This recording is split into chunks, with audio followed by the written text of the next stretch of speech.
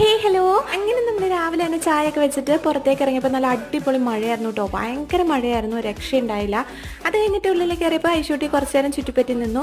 പിന്നെ അത് കഴിഞ്ഞിട്ട് കപ്പ് ബിരിയാണി ഉണ്ടായിരുന്നു രാവിലെ ചായക്ക്. ഞാനൊരു 12 മണി ആയപ്പോഴാണ് കേട്ടോ കഴിച്ചത്. അങ്ങനെ വൈകിട്ടൊക്കെ ആയപ്പോൾ ഒരു കട്ടനൊക്കെ കുടിച്ച് നമ്മൾ യാത്ര തുടങ്ങുക കേട്ടോ. എങ്ങോട്ടാണ് പോകുന്നതെന്ന് വെച്ചാൽ ഞാൻ തിരിച്ച് ഇക്കുവിൻ്റെ വീട്ടിലേക്ക് പോവാണ് കേട്ടോ. അപ്പോൾ പോകുന്ന വഴിക്ക് ഞാനൊരു മഞ്ചൊക്കെ കഴിച്ചിട്ടുണ്ടായിരുന്നു. വണ്ടിയിൽ പറയണ്ടായിരുന്നു, ഐശൂട്ടി ഭയങ്കര അലമ്പായിരുന്നു, രക്ഷ ഉണ്ടായില്ലായിരുന്നു. ഇങ്ങനെ വീണ്ടും ഞാനൊരു സപ്പോർട്ടയും കൂടെ കഴിച്ചായിരുന്നു കേട്ടോ. നല്ല ടേസ്റ്റ് ഉണ്ടായിരുന്നു. അത് കഴിഞ്ഞ് പോകുന്ന വഴിക്ക് ഏത്തപ്പഴമൊക്കെ മേടിച്ചിട്ടുണ്ടായിരുന്നു കേട്ടോ. നാടൻകാർ നോക്കി നോക്കി മടുത്ത് ലാസ്റ്റ് ആ വീടെത്താറായപ്പോഴാട്ടോ കിട്ടിയത്. ഐശ്വര്യക്ക് ഇപ്പോൾ വണ്ടി നിർത്തി കഴിഞ്ഞാൽ അപ്പം തന്നെ ഡോർ തുറന്ന് ഇറങ്ങണം കേട്ടോ. അങ്ങനത്തെ ഒരു ടെൻഡൻസി ഉണ്ട് പുള്ളിക്കാരിക്ക്. അപ്പോൾ അത് നിർത്താത്തതിൻ്റെ മുഖമൊക്കെ വീർപ്പിച്ചെത്തിയിരിക്കുകയാണ്.